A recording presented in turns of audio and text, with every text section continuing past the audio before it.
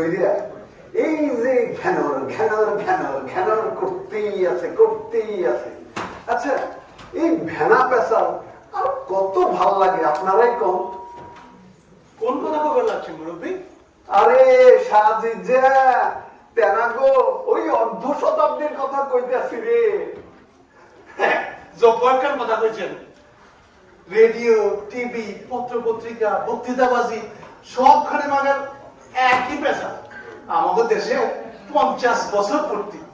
হ্যাঁ, 14 গোষ্ঠী রেখিলা। আরে দূর, এই মুক্তিযুদ্ধ, মুক্তি বাহিনী, শান্তি কমিটি, আরো আছে রাজাকার, আলবদর, আল শামস, মুজাহিদ, একই বয়ান চারিদিকে, আর কোনো সম্বল নাই এখন।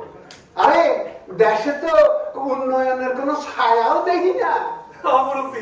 তারপর আছে না জাতি মার্চের ভাষণ, কানে কপালে আর সহ্য হয়।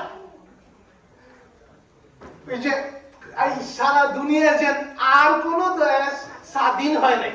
আরে দেশে দেশে কত যুদ্ধ হয়, চলে বছরের পর বছর ধরে। আরে দেখ, দ্বিতীয় বিশ্বযুদ্ধ শেষ করতে কত বছর লাগছে। আর ওই মুক্তি আর মুজিব বাহিনী যুদ্ধ করছে পুরো পাকিস্তানে মাত্র 266 দিন, মানে হলো কি 9 মাস। 9 মাস মাতৃভূমির বাচ্চা পয়দা হয়েছে 9 মাসে, প্রিম্যাচিউর বাচ্চা। আচ্ছা, আপনারাই কম দেখি, এই প্রিম্যাচিউর বাচ্চা দিয়ে কোনো কিছু হইব? যুদ্ধের পেঁচাল বাদ দেন। আপনি মুক্তিযুদ্ধের সময় পাকিস্তানের কত বড় খেদমতগার রাজাকার ছিলেন। জয় বাংলার জোশে যে বাঙালি পাগল হয়ে লাগছিল, এই বাঙালি মহিলার সতীত্ব আপনি একেবারে মাটির লাগে বিষয় দিচ্ছেন। ওই শান্তি কমিটির 10 গ্রামের প্রধান ছিলেন আপনি। হরে আজিজা, কিন্তু দেশের মানুষে চিনল নাম করে। আচ্ছা, রাজাকার মুরব্বী ওই যুদ্ধের সময় আপনি তো খুব কইরা পাকিস্তান জিন্দাবাদ কইছিলেন, কি লাভ হয়েছিল? আরে বলদের বাচ্চা, রাজাকার ছিলেন না? আরে আমগো প্রত্যেক রাজাকারের ওই জেনারেল টিক্কা খান প্রত্যেক মাসে 150 রুপি করে, ওই যে জিন্নার কল্লা নোটের ছবি আছে না, এই নোটের ছবি 150 রুপি করে অ্যালাউন্স দিত। আর আমরা সারা ইস্ট পাকিস্তানে রাজাকার, আলবদর, মুজাহিদ, আলশামস মিল্লা প্রায় 50,000 পাকিস্তানের খেদমতগার আছিলাম, আর মেলা মুক্তিবাহিনী, আর সব শেষে 2.5 লাখের মতন ইন্ডিয়ান আর্মি আসিল আমাদের দেশে। এখানে কি আমরা শান্তিতে ঘুমাইবার দিছিলাম? এটা কি করেন মুরব্বী? মায়না মাত্র 150 টাকা, ওটা দিয়ে তো 2 কাপ কফিও হয় না। আরে হালায় মাঙ্গের বকয় কি? আরে হালায় ওই সময় আমাকে পেয়ারা পাকিস্তানে 180 রুপি দিয়া 2 ভরি স্বর্ণ কিনা তোর ভাবি সামনে গয়না বানায় দিয়ে একেবারে সুন্দরী বানায় দিছিল। ওই মুরব্বী, এটা কি কন? ওই মুক্তিযুদ্ধের সময় বেবাক মাইন্সে মাটিতে পড়ে কান্দে, চিৎকার করে, আর আপনি কিনা বলে গয়না পিন্দা। হ্যারি কয় কারো পৌষ মাস আর কারো সর্বনাশ। আরে বলো, গয়না পিন্দাবো না? বুঝি তখন পাকিস্তান আর্মি গলে গিয়ে গনিমতের মাল আনতে যাইতাম, তো আমি গনিমতি মাল সাপ্লাই দেওয়ানোর আগে আমি নিজেই তো পয়লা একটু লটর পটর করে লইতাম। হ্যাগুলোকে তুই কেমনি জানি তোর ভাবি সাথে ওই লটর পটরের সিন দেখা ফালাইতো। হ্যাঁ, আবার ওইসব ফষ্টি মষ্টি পছন্দ হইতো না। হেলিগা তোর ভাবির সাথে একটু পাম করতেই ভালো লাগতো না, বুঝছো? গানা বুঝছি, তখন তো আপনিও একটা জোয়ান মরদ, টসটসামা। এই গণিমতের মালগুলার বিশেষ করে ওই মালাউন মাইয়া গুলার রে, পাতলা চামড়া আন্দাজ মাইয়া গুলা রে কবজা করতে খুব সুবিধা হইতো রে। কিন্তু হে ঘরে যখন পাকিস্তান আর্মির কাছে সাপ্লাই দেওয়ানের আগে মাইয়া গুলান পায়ের মধ্যে পইরা কি যে কান্দন ভিতরে। ওই সময় আপনার মায়া লাগলে আপনি বাড়িতে লইয়া গিয়া মায়া করে লুকিয়ে রাখতেন। রোজা তুই কি পাগল হয়েছস? এইসব কি আমি আমার নিজের লিগা করতাম? আমি করতাম আমার ধর্মের লিগা আর আমার আল্লাহর লিগা। আরে বুঝছ নাই? আর আমরা পাকিস্তানের ঝান্ডা উঠাইয়া রাখতাম। ঝান্ডা না, ঝান্ডা না, এরে কইলে সুজা বল কোনখানকার? আরে আমরা ছিলাম পাকিস্তান আর্মির ট্রেনিং পাওয়া। এখন আমি পুরা পরহেজগার হইয়া গেছি, একেবারে পুরা ভালা হইয়া গেছে। বুঝছো সেটা? বুঝছি। আচ্ছা মুরব্বী, আপনি ওই মুক্তিযুদ্ধের সময় দেশ দরদি ভালো মানুষ খুন করছিলেন কতগুলা? আরে গাধা, এই ডিপার্টমেন্টে তো আমি আসিলাম না, এইটা আসিল ওই কাদের মোল্লার ডিপার্টমেন্ট। কাদের মোল্লা পাবলিকের গরু ছাগল হাঁস মুরগি এই সমস্ত লুট করে না পাকিস্তান আর্মির সাপ্লাই দিত। আমার ডিপার্টমেন্ট আসিল গরিমাতের মাল সাপ্লাই দেওয়ানের। আর রাইত হইলে ওই হাতিয়ার কান্দে লইয়া ওই ব্রিজ ফেরিঘাট এইসব পাহারা দেওয়া। আরে রাইত হইলে ওই যে মুক্তির বাচ্চারা আছে না, এই হারাম জাদা গুলান তো ওই যাতে ডিনামাইট দিয়া ওই আমাকে পুলগুলা উড়াইয়া দিবার না পারে সেটার লিগে। ও জাগা, কি জানি কইবা চাইছিলেন? ও আচ্ছা আচ্ছা আচ্ছা, ভালো কথা মনে করছস। বল, তোরা তো আসছস এখন আমার পার্টিরা কিন্তু একেবারে টার্গেটে লইয়া যাইবি, বুঝছস? মুরব্বী, আমাকে ওই যে দেশের আসল পাবলিক গুলারে ধর্মের সত্যি কথা না শিখাইয়া আমাকে ওই যে ধর্মের নামে আমার পার্টিটা বহুত দূর আগে গেছে। খুব ভালো, খুব ভালো কামিল কাম করছস। তুই মনে রাখিস, এখন কিন্তু পার্টিরা তহবিলের অভাব নাই, ব্যবসা করিয়া করিয়া তহবিল, বুঝছস তো? আচ্ছা মুরব্বী, আমরা যে এই যে পার্টি নেতা 100 জন মিলা এই যে এই ইউনিটে কাম করবার লাগছি, আমাকে মাহিনা অ্যালাউন্স পারবো তো? আরে বারবো না মানে জরুর পারেগা। আরে হুন, এই অ্যালাউন্স দিয়া তবে পাকিস্তান একটা কাম করবি, খালি তো অ্যালাউন্স বাড়লে হইব না। কথাটা মনে রাখবি, একটা কথা, আসল কথাটা মনে রাখবি। তবে কিন্তু এই 71 সালের রাজাকারের মতো পাকিস্তানি জোশ লইয়া আগাইয়া যাইতে হইব। অফকোর্স মুরব্বী, ওই ব্যাপারে আপনি 100% শিওর থাকবেন পারেন। সালাম আলাইকুম হুজুর। ওয়ালাইকুম আসসালাম। বলছিলাম না হুজুর, আমি আম্মু আইলাম। এইটা তো দেখতেই পাইতেছি। তোর মনে আছে তো আমার কঠিন শর্ত না মানলে তোমারে আমার পার্টির মেম্বার কইরা নিব না? বিলকুল মনে আছে হুজুর, সব মনে আছে। হ্যাঁ, তুমি তো আবার মুক্তি যোদ্ধা, একেবারে কি কমুয়া। শুনো, তুমি তো যে দূর জানি আমি তোমারে, তুমি তো দিলে জানে পাকিস্তানি, কিন্তু তুমি কি কইরা ওই জয় বাংলার জোশে হ্যাগলগে ওই বন্দুক কানে লয়ে হ্যাগলগে মুক্তিযোদ্ধা বইলে গেল? হুজুর, এই হুজুরের বয়সটা একটু বেশি লাগতেছে না? হরে ঠিকই কইছস, কিন্তু এই হাওয়ায় এই মাল একটা খাঁটি মুক্তিযোদ্ধা। আচ্ছা সোনার লাহান একেবারে টস্ট্রিশা মাল। ঠিকই কইছেন। এই হুজুরে দেখাইয়া আমাদের পার্টিতে মুক্তিযুদ্ধ প্রজন্ম আরো কিছু জোগাড় করতে পারবো। কি করছেন হুজুর? জব্বর কইছো না দিলসা। হায় রে, যৌবনটা মুক্তিযুদ্ধে বেলায় দিলাম। অহন বুঝবার পারছি মুক্তিযুদ্ধ আমাকে কিচ্ছু দেয় নাই। পাওয়ার মধ্যে পাইছি এক মালায়নের জাতীয় সঙ্গীত আর এক কাফেরের রণসঙ্গীত।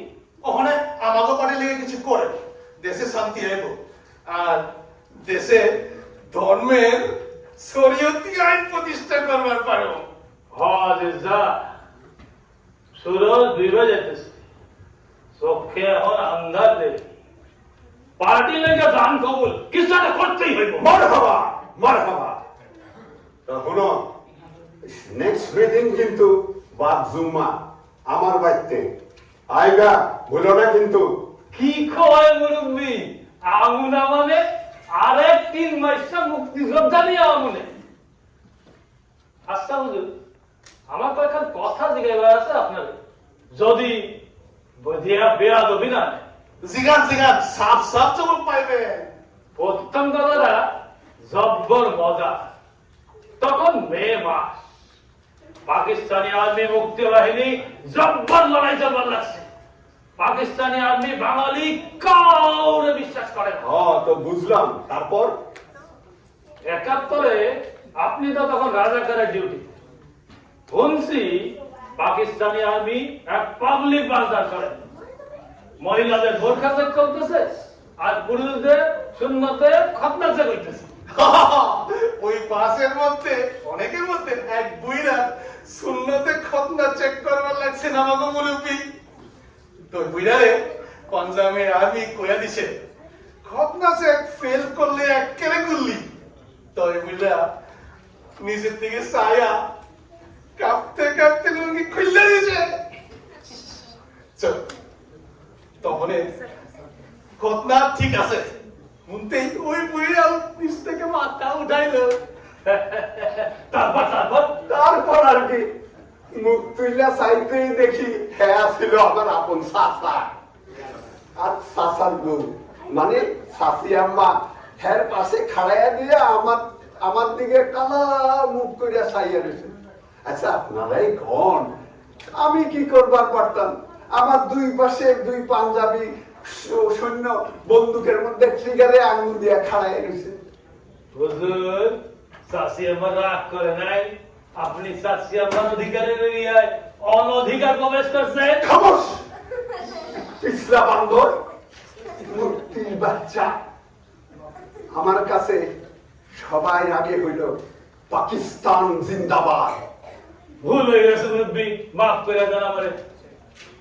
মনে থাকে জানো, তোমার এই চেইন অফ কমান্ড মানতে হইব।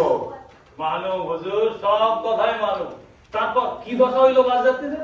কি আর হইব, চাষাই বাচ্চা গেল আর বাসের মধ্যে আসিল 5 জন মালাউন পুরুষ আর 5 জন মালাউন মহিলা। 5 আর 5 হইল গিয়ে 10। এই 10 জনের কি দশা হইল? সেই 5 জন মালাউন পুরুষে পাকিস্তানি আর্মি বাসের তনে নামে এলে একটু দূরে লইয়া গেল। তারপর ধরো 2-3 মিনিট পরে শোনা গেল ঠুস ঠুস ঠুস ঠুস ঠুস 5টা গুলির শব্দ। বাস ব্যাগ শেষ।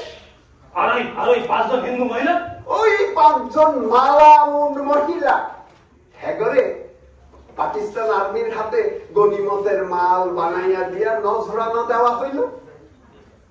হুজুর, মুক্তিযুদ্ধের সময় বিবিসি রেডিও, স্বাধীন বাংলা বেতার কেন্দ্র বলছিল হুরুঙ্গামারির এক মাদ্রাসার প্রিন্সিপাল তার সুন্দরী মৌরে এক মেজরে উপহার দিছিল, আর বরগুনার ভাগীরথী নামের এক মাইয়ারে জিপের পিছনে বাইন্দা শেষরাইয়া মারছিল, কারণ ভাগীরথী মুক্তি বাহিনীর গোয়েন্দা ছিল।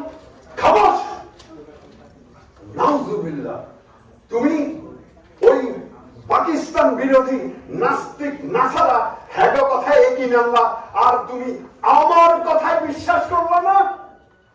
তোমার পার্টির সদস্য পদ এখনই আমি তোমাকে বাতিল করে দিলাম।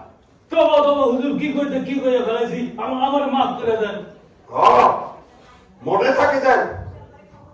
কেন হুজুর, কি হয়েছিল আমার কাছে শুনে? ওই তখনে ওই শান্তি কমিটি আর রাজাকার যখন পাকিস্তানি আর্মিরে গণিমতের মাল সাপ্লাই দিতে পারতো না, তখন ওই পাঞ্জাবি আর্মি আমাকে মা বোন রে ক্যাম্পে লইয়া গিয়া ভোকারে কিয়া। আজিজা, তোর কথাটা ঠিক বুঝবার পারলাম না, একটু বিষয় দিয়া কবি।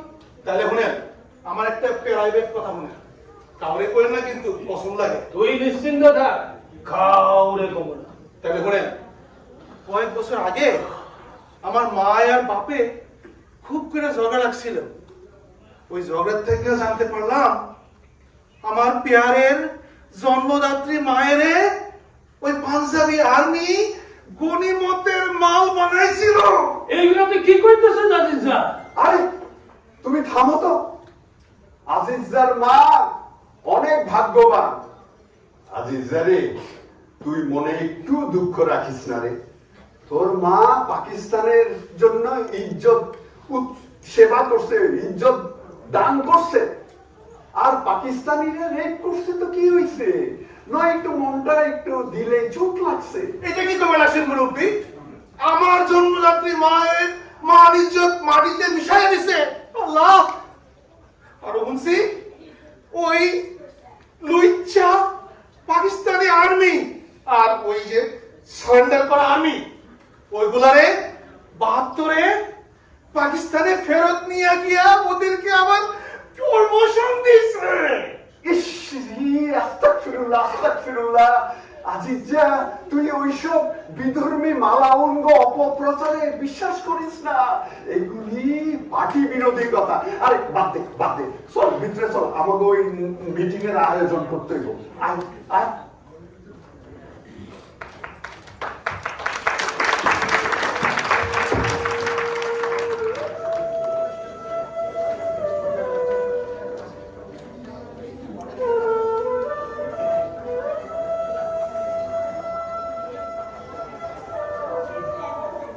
আমার নাম সাফিয়া খাতুন।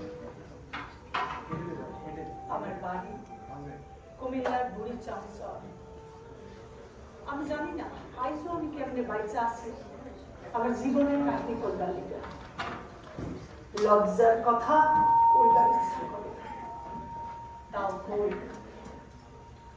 আমার স্বামী আসিলেন ছিন্দিকালে, আর আসিল ৮ বছরের একটা পোলা আর ২ বছরের একটা গেঁদা মাই। আমি ফেরদৌসী প্রিয় ভাষিনী, স্বামী পরিত্যক্তা ২ সন্তানকে নিয়ে জীবন বাঁচানোর জন্য আমি খুলনার খালেশপুর ক্রিসেন্ট জুট মিলে চাকরি নিই। সেখানে আমি রিসেপশনিস্ট আর টেলিফোন অপারেটরের কাজ করতাম। ১৯৭১ সাল, তখন আমার বয়স ৩০ বছর। যুদ্ধ শুরু হওয়ার সময় আমি আমার এক প্রিয় সাথীর হাত ধরে পালিয়ে বাঁচতে চেয়েছিলাম, কিন্তু সেই বন্ধুটি আমাকে ধরে রাখতে পারেনি। আমি একা যুদ্ধের ঝড়ের মধ্যে পড়ে গিয়েছিলাম। তখন আশ্বিন মাস, আজিজার মতিন রাজাকার ম্যালেটরি লইয়া আমগো বাড়িতে আইল। মুক্তিবাহিনীর ক্যাম্প আছিল। আমি তাদের রাইন্দা গাড়িটা খাওয়াইতাম। প্রথমে ৪-৫ জন ম্যালেটরি আসা আমার স্বামীর হাত পা বাইন্দা অনেক মারধর করল। অনেক হাতে পায়ে ধইরাও তার শ্বাস রক্ষা হইল না। চোখের সামনে তারে গুলি করা হইল, বুকের থেকে ফিনকি দিয়া রক্ত বাইর হইল। তারপর সব শেষ। যুদ্ধ চলার সময় আমার হাতে কোনো পয়সা করে কিছুই ছিল না। আমার এক সহকর্মীর অনেক পীড়াপিড়িতে আমি আবার মিলে জয়েন করলাম। আর তখন থেকে শুরু হলো আমার উপর নির্যাতন।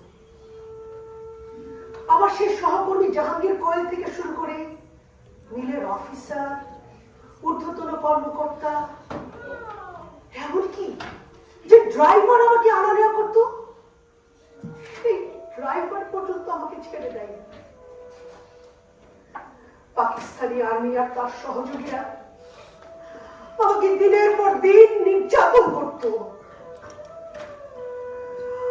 আমাকে তারা তুলে নিয়ে যায় একটা স্টেশন ওয়াগনে।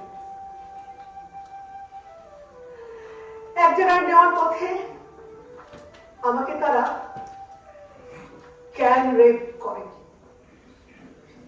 এসব কথা জানেন, বলতে বা ভাবতে অনেক কষ্টের স্মৃতি। 8 বছরের সাওয়ালটা আর 2 বছরের মাইয়াটা বাপের মরণ নিজের চোখের সামনে দেখা ডরে চিৎকার কইরা কাঁদতে থাকে। ওরা আমার পোলাডারে বেলুনে দিয়া খুঁচাইয়া খুঁচাইয়া কষ্ট দিতে থাকে। আমি দৌড়াইয়া ধরতে গেলে আমার শক্ত কইরা ধরে গেল। আমার মাইয়াটারে লাথাইতে থাকে। বুটের চাপে আমার অতটুকুন মাইয়াটার মাথাটা জাকা দিয়া যাইপা ধরে।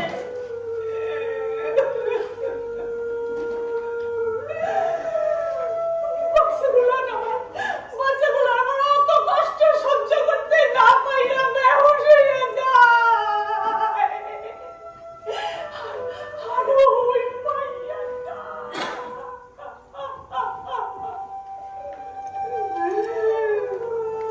বাচ্চাগুলোর অত অত্যাচার নিজের চোখের সামনে কোন মা সহ্য করতে পারে? কোন আপনারা?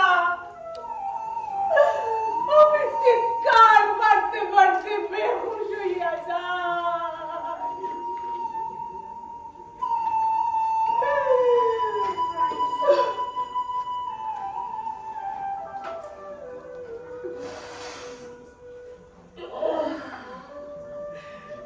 যখন হুঁশ আসে তখন দেখি আমি এক ক্যাম্পে। আমাকে কনসেন্ট্রেশন ক্যাম্পে ছুড়ে মারা হয়। সেখানে দিনের পর দিন পাকিস্তানি আর্মিরা আমাকে উপর্যুপরি ধর্ষণ করত। চিৎকার আর কান্না ছাড়া আমার কোনো কিছু করার ছিল না। এই জায়গাটা ছিল একটা নরকীয় জায়গা। এখানে সেখানে ছড়ানো ছিটানো থাকতো সব অত্যাচারিত উলঙ্গ সব মেয়েরা। মনে হতো যেন একটা জীবন্ত নরকখানা। এখানে আমার অনিচ্ছা সত্ত্বেও আমাকে দিনে অনেককে রিসিভ করতে হতো। জানেন, এই কথাগুলো বললে না হিসাব মিলবে না। আমরা কত বিকৃত ভাবে, কত নিষ্ঠুর ভাবে মেয়েরা নির্যাতিত হয়েছি, তা বললে হিসাব মিলবে না। এক ক্যাম্প থেকে আরেক ক্যাম্পে নিয়ে যায় তো তারা আমার কইতো আমি মুক্তি বাহিনীর দালাল। অত্যাচার কইরা আমার কাছ থেকে হ্যাঁ মুক্তি বাহিনীর কথা বাইর করবার চাই। আচ্ছা হ্যাঁ বলে মুসলমান, মুসলমান হইয়া আরেক মুসলমান কেমনে হেরাই করলো? রাজাকারেরা কইল আমার বিচার হইব। আমি মুক্তি তো জায়গা দিছি, তাকে ভাত রান্না খাওয়াইছি। অত্যাচার কইরা হ্যাঁ হেরাই আমার পায়ের সাইডটা আঙ্গুল ভাঙছে। এই দেখেন আমার এই ডাইন হাতের কবজি ভাঙছে। আমার চোখের সামনে 8টা মাইয়ারে শরীরের বিভিন্ন অংশ ডাইটা নির্যাতন কইরা শেষে আমাকে মুক্তির চর নকশা এসব অজুহাতে নানাভাবে টর্চার করা হতো। আমার পরিবার থেকে আমার ছোট ছোট সন্তানগুলি থেকে আমাকে বিচ্ছিন্ন করে ফেলা হয়। বিজয়ের ঠিক 2 দিন আগে আমাকে যশোর ক্যাম্পে নেওয়ার পথে দেখলাম এক বিভৎস দৃশ্য। খালের পাড়ে মাঠে ঈদের জামাতের মতো সারি সারি লাশ আর লাশ, স্তূপীকৃত মাথার খুলি, অর্ধপথে রাখা গলিত লাশ, শিয়ালে শকুনে কুকুরে চিড়ে চিড়ে খাচ্ছে। এই দৃশ্য আমাকে দেখতে হয়েছে। যখন ক্যাম্পে গেলাম দেখলাম বাংকার উপচে পড়া শুধু মৃতদেহ আর মৃতদেহ। এত মৃত্যু, এত রক্ত, এত বিভৎসতা থেকে আমি আমার মানসিক ভারসাম্য হারিয়ে ফেলেছিলাম। কোনো কিছুতেই না কোনো বোধ আমার হতো না। দেশ স্বাধীন হয়েছে, সবাই স্বাধীনতার আনন্দে মাতছে, কিন্তু আমি আর স্বাধীন হইলাম কই? কি পাইলাম আমি? আমি হারাইলাম 2টা ছোট ছোট সন্তান, হারাইলাম মান সম্মান, সব হারাইলাম। কি পাইলাম আইজো কেমনি বাইসা আছি জানি না। আচ্ছা, আসলেও কি আমি বাইসা আছি? হ্যারি কি বাসা কয়?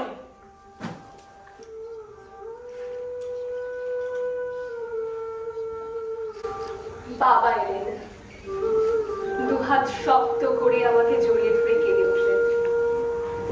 ঠিক একদিন এরকম আমরা 7-8 জন মিলে গিয়েছিলাম বঙ্গবন্ধুর সাথে দেখা করতে। সেদিন আমাদের চোখের জলে বঙ্গবন্ধুর বুকটা ভিজে গিয়েছিল। বলেছিলেন, তোরা আমার মা, তোরা তোদের জীবনের শ্রেষ্ঠ ধন উৎসর্গ করেছিস স্বাধীনতার জন্য, তোরা শ্রেষ্ঠ বীরাঙ্গনা, আমি আছি, তোদের আর চিন্তা কিসের? সত্যি সত্যি সেদিন মনে হয়েছিল আমাদের বঙ্গবন্ধু আছেন, আমাদের আর চিন্তা কিসের? কিন্তু বাবার বুকে তো সে অশ্রুপাত করতে পারলাম না। মুখ তুলে বললাম, বাবা আমি কি আজ যাবো তোমার সঙ্গে? বাবা একটু থেমে ইতস্তত করে বললেন, না মা, আজ আমি তোমাকে নিতে পারবো না। আস্তে করে বাবার বাকবন্ধন থেকে নিজেকে মুক্ত করে নিলাম। দাদা এসেছিল কলকাতা থেকে আনা একটা শাড়ি নিয়ে। দাদা অবশ্য একটা কথা বলে গেল যেটা বাবা মুখ ফুটে বলতে পারেনি। তারা আমরা যে যখন পারবো তোকে এসে দেখে যাবো, তুই কিন্তু আবার হুট করে ও বাড়িতে গিয়ে উঠিস নে। তাছাড়া আমাদের ঠিকানায় চিঠিপত্র লিখবার দরকার নেই, তুই তো ভালোই আছিস। আমি সরকার থেকে ক্ষতিপূরণ পেয়েছি, দাদি ঘর বাড়ি মেরামত হচ্ছে, নতুন ঘর তুলেছি। হঠাৎ ঘুরে দাঁড়ালাম, ওর দিকে আর তাকাইনি। বাবা দাদাও কি তাহলে আমার সতীত্ব মাতৃত্বের দাম নিয়েছে সরকারের থেকে? নতুন ঘর তুলেছে, পুরাতন ঘর মেরামত করেছে, পুরো ঘরে থাকবে কি করে?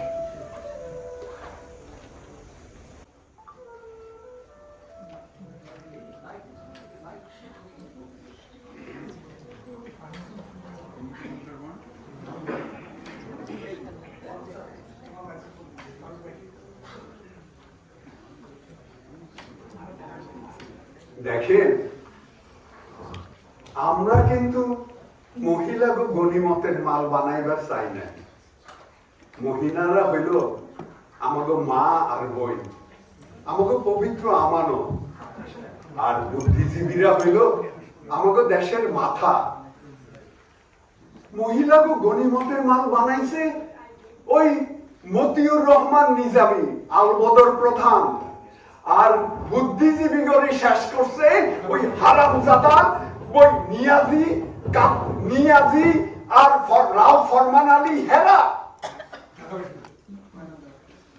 আমরা শুধু কইছি ধর্ম রক্ষার জন্য যে কোনো আকাম আপনারা করতে পারেন। থামুন, থামুন আপনারা। আমাদের পবিত্র ইসলাম ধর্মকে হাতের বানাবার ক্ষমতা আপনাদের কে দিয়েছে? বদমাস, শয়তান, ধর্মের নামে আকা আর কত করবেন? দেখুন, আমি একজন মুসলমান, আমি ইসলাম ধর্মের রীতিনীতি অক্ষরে অক্ষরে মানি। একই সাথে আমি একজন মুক্তিযোদ্ধা। যখন দেখলাম ৭১-এ বর্বর পাকিস্তানি সেনাবাহিনী আমাদের দেশের বুদ্ধিজীবী, খুন, দেশপ্রেমিক মানুষকে হত্যা, লুটতরাজ, নারীর বেইজ্জতি, দ্বিতীয় বিশ্বযুদ্ধের মাত্রাও ছাড়িয়ে গেল, ঠিক তখনই আমি আমার অস্ত্র আর ট্রেনিং হাতে যুদ্ধে চলে গেলাম। আমার মায়ের কিছুটা শুনলাম না। দেখুন, পাকিস্তানি স্বপ্নদ্রষ্টা জিন্না, লিয়াকত আলীরা পাকিস্তান নামক দেশের জন্মের পেছনে 5টি ইংরেজি বর্ণ এনেছেন পাঞ্জাব, আফগান, কাশ্মীর, সিন্ধু আর বেলুচিস্তান থেকে স্থান হলো পাকিস্তান। কিন্তু দেখুন, পাকিস্তান নামক দেশের জন্মের সঙ্গে আমাদের বাংলা ও বাঙালির কোনো নামগন্ধ নেই। আমাদের সাথে শয়তান পাকিস্তানের কি অকল্পনীয় বিশ্বাসঘাতকতা! ধর্মের নামে এত ধর্ম, এত ভণ্ডামি! হ্যালো হ্যালো, এই যে মুক্তিযোদ্ধা ভাইজান, আমি একটু কিছু বলতে চাই, আমাকে একটু বলতে দিন। দেখুন, আমি কিন্তু কোনো ওই রাজনৈতিক পার্টি ফাটি করি না। আমি এই এখানকার এই সুশীল সমাজের একজন বক্তা। আমাকে নিশ্চয়ই আপনারা ওই টিভি টক শোতে দেখে থাকবেন। যাকে যা বলছিলাম আর কি, এই মুক্ত মঞ্চ, রঙ্গমঞ্চ পেয়ে গেলাম, তাই ঢুকে গেলাম। আজকাল তো এমন ওপেন খালি মঞ্চ পাওয়াই যায় না। এই যে ভাইজান, দেখেন আমরা তো সবাই একই দেশের মানুষ। আসেন না, আমরা সবাই মিলে একসাথে দেশটারে গড়ি। এই যে হুজুর, আপনার কথা তো অনেক শুনলাম, অনেক কিছু জানতে পারলাম, বুঝলেন? তা একটা জিনিস হলো কি, আপনি ওই যে এই আপনার ওই টেস্টোস্টেরন দিয়ে যে মগজটা চালান, সেটা আর চালাবেন না। এরপরের থেকে মস্তিষ্কে নিউরন দিয়ে মগজটা চালানোর চেষ্টা করেন, ঠিক আছে? এখন মেহেরবানি করে আপনি এখন একটু বসেন। এরপর থেকে আমি দেখছি। Let me take care of this. মাননীয় সুধীবৃন্দ, ধন ধান্য পুষ্প ভরা আমাদের এই বসুন্ধরা, তাহার মাঝে আছে দেশে সকল দেশের সেরা। আহা, কবি ঠিকই বলে গেছে, তাই না? আমাদের প্রিয় বাংলাদেশ, আমাদের প্রিয় দেশ, দেশ তো এগিয়ে যাচ্ছে, সামনেই যাচ্ছে, উন্নয়ন হচ্ছে, পদ্মা সেতু তো হয়েই গেছে, সোনাই সোহাগা, তাই না? আর দেখেন, সেই ৭১-এর যুদ্ধ অপরাধীরা গোলাম আজম, মতিউর রহমান নিজামী, কাদের মোল্লা, কামরুজ্জামান, মুজাহিদি, এদের বিচার তো হয়েই গেছে। তাই বলছিলাম কি, সেই ৫০ বছর, ৫১ বছর স্বাধীনতার পর আজও আমরা কেন সেই মুক্তিযুদ্ধ নিয়ে এত মাতামাতি করছি? এত মাতামাতি করলেই দেশ কি এগিয়ে যাবে? মুখ সামনে কথা বলুন। মুক্তিযুদ্ধ নয়, এটা মহান মুক্তিযুদ্ধ, এটা আমাদের গণযুদ্ধ। মুক্তিযুদ্ধ নিয়ে বাজে কথা বলবেন না। আর আপনি বললেই হয়ে গেল, মুক্তিযুদ্ধ বিচার তো হয়েছে, বিচার বাকি আছে। এদেশে ঘাপটি মেরে থাকা অশুভ পাকিস্তানের সব রাজনৈতিক ও সামরিক শক্তির অনুচরদের বিচারের আওতায় আনতে হবে। মুক্তিযুদ্ধের স্পিরিট নিয়ে করতে হবে বিচার। এদের দমন না করা পর্যন্ত আমাদের মুক্তি সংগ্রাম চলবে। এই যে মুক্তিযোদ্ধা ভাইজান, এত উত্তেজিত হবেন না, কাম ডাউন। শোনেন, আপনাকে একটু আমার কথা শুনতে হবে। দেখুন, সেই ৭১-এ ছোটখাটো দালালির জন্য যারা জড়িত ছিল তাদের অপরাধের কথা এখন না মনে রেখে একটা মীমাংসায় আসলেই তো হয়, তাই না? আর দেখেন মাননীয় সুধীবৃন্দ, আপনারা সকলেই জানেন যে সেই নিষ্ঠুর বর্বরতা, সেই নিষ্ঠুর নির্যাতন, সেই বাংলাদেশের গণহত্যার জন্য আমরা সারা বিশ্বে স্বীকৃতি চাই না? তবে কি আশ্চর্যের কথা, মজার কথা হলো আমাদের মুক্তিযুদ্ধের সরকারেরা সেই বর্বরতা, সেই নিষ্ঠুরতা, গণহত্যা নিয়ে বিশ্বের কারো কাছে কখনো যায়নি, কোনো ধর্ণা দেয়নি, বুঝলেন তো? তাই বলছিলাম কি, এই এখন আমরা ওই আমাদের দালাল ভাইদের ক্ষমা তো করিয়ে দিতে পারি, তাই না? তাই মুক্তিযোদ্ধা ভাইরা অতটা উত্তেজিত হবেন না। হ্যাঁ, সেই মুক্তিযুদ্ধ, মুক্তি সংগ্রাম এত মাতামাতি করবেন না। হ্যাঁ, খবরদার মুক্তিযুদ্ধ নিয়ে বাজে কথা বলবেন না। মুক্তিযুদ্ধকে আমরা হৃদয় ধারণ করি। ৭১ আমাদের পরিচয়। ৭১ বাংলার মানুষের যুদ্ধ। ১৯৭১ সালে পাকিস্তানি বাহিনী বাংলার সাধারণ মানুষের উপর নির্মম হত্যাযজ্ঞ চালিয়েছে। আর আমাদের ঘরের শত্রু কারা ছিল তা সবাই জানে। কিন্তু মুক্তিযুদ্ধের এত বছর পরও ৭১-এর পরাজিত শক্তিরা তাদের সন্তানদের, তাদের রাজনৈতিক কর্মীদের আর এদেশের সাধারণ মানুষকে বলে বেড়ায় ৭১-এ নাকি এদেশে কোনো যুদ্ধই হয়নি। যা হয়েছে তা নাকি ছিল গন্ডগোল, যা হয়েছে তা নাকি ছিল দুই মুসলিম ভাইয়ের মাঝে ইন্ডিয়ার তৈরি করা ভুল বোঝাবুঝি। কি মিথ্যে কথা, কি নির্লজ্জ মিথ্যে কথা। আমাদের মুক্তিযুদ্ধ, আমাদের আত্মত্যাগের প্রতি কি নিষ্ঠুর অপমান, কি নিষ্ঠুর অবজ্ঞা। ৭১-এর পরাজিত শক্তিদের সাথে তাই কোনো আপোষ নয়। ৭১-এর পরাজিত শক্তিদের ক্ষমা করা মানে হচ্ছে আমাদের শহীদদের আত্মত্যাগের সাথে, আমাদের মা বোনদের ইজ্জতের সাথে বেঈমানি করা।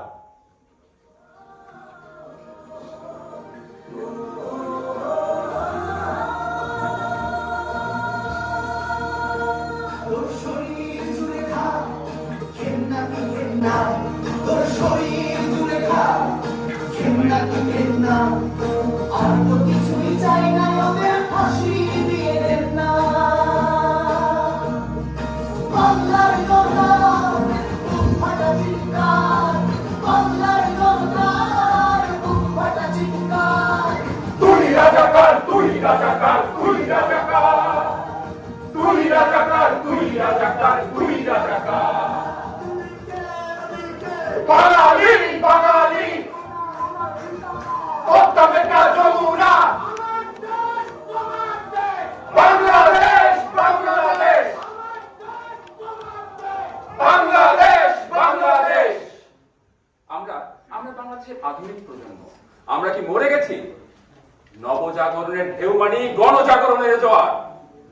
মুক্তিযুদ্ধের চেতনায় আমরা নতুন দেশ গড়বই গড়ব। এই যে ভাইরা, আমাকে কিছু বলতে দিন। নো নো নো, সুশীল সমাজের যত সব ভণ্ডামি। আর কতদিন বাংলার লাঞ্ছিত মানুষের গরম মিছিলকে আপনার মহামূল্যবান পাঞ্জাবি পকেটে ছিনতাই করে নিয়ে যাবেন? আমরা মুক্তিযুদ্ধের চেতনায় দেশকে গড়ে তুলব। দেশে থাকবে না কোনো দুর্নীতি, থাকবে না কোনো অন্যায়। দেশে আসবে সুশাসন, দেশের মানুষ হাসবে নতুন দিনের আনন্দে। প্রত্যহ তোমাকে দেখি, হে স্বদেশ, তুমি স্পন্দমান ধমনীতে চিরদিন। যদি মরি, তার ফেনায় বস্তুপুঞ্জে মিশে যেতে যেতে শূন্যতায় দেখে যাব আশ্চর্য ঐশ্বর্যময়ী তোমাকে সেদিন। সর্বশেষ শহীদের আত্মদানে ধর্ষিত মাটিতে ফোটে ফুল, স্বপ্নপ্রস মহিমায় গাছ বেড়ে ওঠে, ধ্বংসস্তূপে জাগে কারুকাজ। আন্দোলিত কালের শাখায় প্রাণবন্ত, হে স্বদেশ, তুমি রক্ত মোলা হাওয়ায়। সবুজ গ্রাম যখন রং তুলিতে আঁকা বাংলার মুখ অবিরাম, যখন গানে গানে শুধু শরতের রঙে হয় শেষ, সেই শুভ্র কাশফুল ঘিরে মেঘে যায় সবুজের দেশ। মেঘে মেঘে কিছু ভেজা পাখির দল, মেঘ হারিয়ে নীল ছাড়িয়ে খুঁজে ফিরে বাংলাদেশ।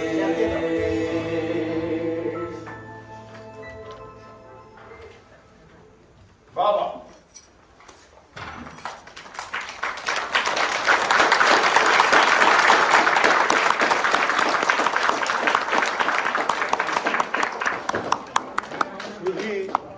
দর্শক শ্রোতাবৃন্দ, এই বিজয়ের মাসে আপনাদের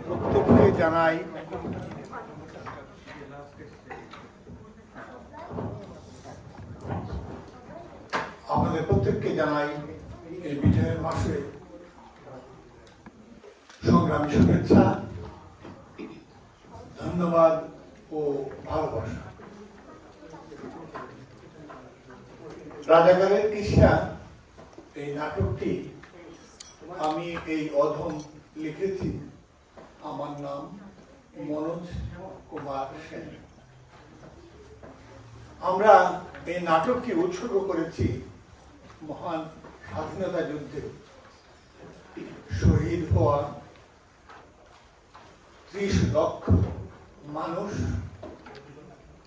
এবং প্রায় 3 লক্ষ ধর্ষিত মা বোনের উদ্দেশ্যে।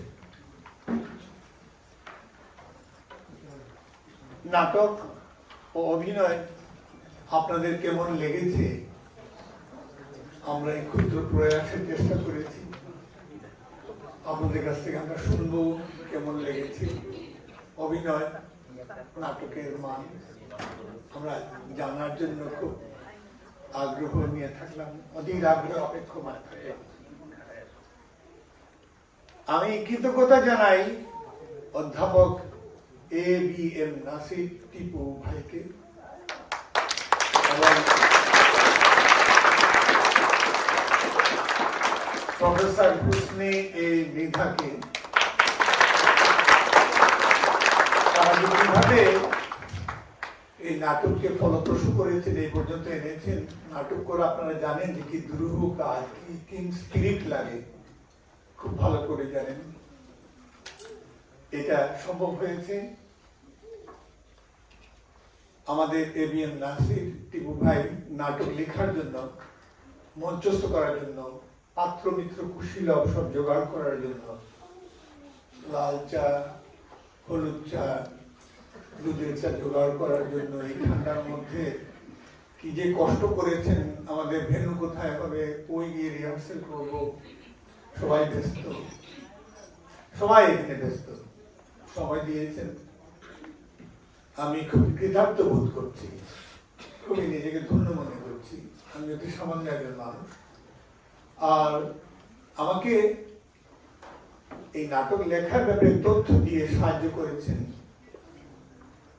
বীর মুক্তিযোদ্ধা জয়ন্ত কুমার সেন।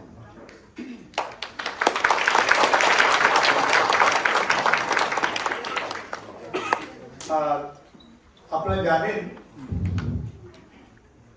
এই নাটক মানে মুক্তিযুদ্ধ মানে বিশাল এক অধ্যায়, আনন্দ বেদনার এক মূর্ত অবিমূর্ত প্রতীক। একে আমরা এই আধা ঘন্টা আর 1 ঘন্টায় নিয়ে আসা যে কি দুরূহ কাজ, কোন অংশ রাখবো কোন অংশ রাখবো না, কি দুরূহ কাজ। এটা সবাই মিলে এখানে যারা দেখছেন প্রত্যেকে এত সুন্দর করে আন্তরিকভাবে সময় দিয়েছেন, দেশপ্রেম নিয়ে, মুক্তিযুদ্ধের স্পিরিট নিয়ে, যা মাথা নত হয়ে আসে ঠান্ডার মধ্যে কাজ পেলে। বিশেষ করে ভাইকে শ্রদ্ধার সাথে স্মরণ করছি। মানুষের মানে টেনাসিটি, নাচুর বান্ধব ভাব না থাকলে যে হয় না, আমি আবারও প্রমাণ পেলাম। এখানে অভিনেতাদের তো আমি ধন্যবাদ জানাই, অভিনেতাদের একটা ফ্যামিলি আছে, একটা বাসা আছে, পাখির নীড় আছে, ওইখানেও কিছু প্রাণী থাকে। তারা যে কি অকুণ্ঠ সমর্থন দিয়েছেন, খাবার নিয়ে তৈরি করে এসেছেন, তাদেরকে আমি ধন্যবাদ জানাই। মঞ্চের পেছনে কলা কুশলী আছেন, কুশীলও আছেন, তারা অকুণ্ঠ সমর্থন দিয়েছেন। তা না হলে এই পর্যায়ে আমরা আসতে পারতাম না, এত সীমিত পরিসরে সীমিত সময়ের মধ্যে। গণজাগরণ মঞ্চে একজন স্পেশাল ব্যক্তিত্ব এখানে আছেন, আল আমিন বাবু। তিনি সঙ্গীত দেখেছেন, আমরা তাকে ধন্যবাদ ও কৃতজ্ঞতা জানাই। এখন নাটকের শেষ অংশে চলে এসেছি, আমার বিদায়ের পালা। এর আগে আমি তো অভিনয় যারা করেছেন তাদের কথা বলি। নাটক আমি আগে বলেছি, মনোজ কুমার সেন আমি লিখেছি, রাজাকারের কিসসা। এরা নির্দেশনায় ছিলেন আমাদের অধ্যাপক এবিএম নাসির টিপু ভাই। অভিনয় ক্রমে যারা এখানে আছেন তাদের কথা খুব ভালো করেই বলতে হবে। আমার পেছনে আছেন কেনি কুইয়া, রাজাকার। তার সাথে 71-এর চরম দুর্দান্ত এক অমানুষ, কিন্তু আসলে ভালো মানুষ, তিনি হলেন আনিসুর রহমান। তারপরে আপনারা জানেন বাংলাদেশের প্রেক্ষাপটে অনেক পরিবর্তন এসছে। আরেকজন এসছেন, তিনি হলেন নব্য রাজাকার, আসলে তিনি মুক্তিযোদ্ধা, কিন্তু কেন যে রং পাল্টালেন জানি না। তিনি হলেন উৎপল চ্যাটার্জি।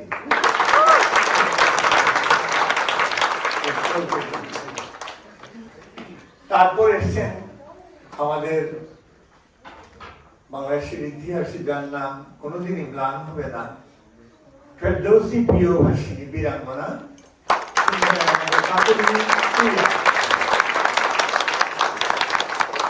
তারপরেই অভিনয় ক্রমে আপনারা যাকে দেখেছেন তিনি সাফিয়া খাতুন, বীরাঙ্গনা মৌসুমী চ্যাটার্জি। তারপর তারা নামের একজন নিনাদ করে গেলেন, আর্তনাদ করে গেলেন, তার নাম হলো বীরাঙ্গনা অনুরত প্রভা রিরি। এরপরে আমরা যাকে দেখেছি তিনি হলেন একজন বীর মুক্তিযোদ্ধা এবং সত্যিকার অর্থে একজন মুসলমান। তিনি অভিনয়ের মধ্যে ছিলেন সাত্তকী বণিক। আর এরপরেই এসছেন আমাদের একজন সুশীল সংস্কৃতি কর্মী। ওনাকে বর্ণচোরা বলবো না, কি বলবো, আপনারা অনুগ্রহ করে আপনাদের বক্তব্য দেবেন। আপনারা যেমন করে বলবেন সেটাই আমরা মাথায় নিয়ে যাব, মাথায় করে। তিনি হলেন আমাদের সুশীল সংস্কৃতি কর্মী সৈয়দ আহমেদ ফারুক। তারপরে এসছেন তরুণ প্রজন্মের এক তরুণ, তার নাম হলো তন্ময় দাস। তারপরে আরেক তরুণ এসেছেন, তিনি হলেন শামস আল আমিন তানিম। আপনারা খুব বড় করে একটা হাততালি দিন।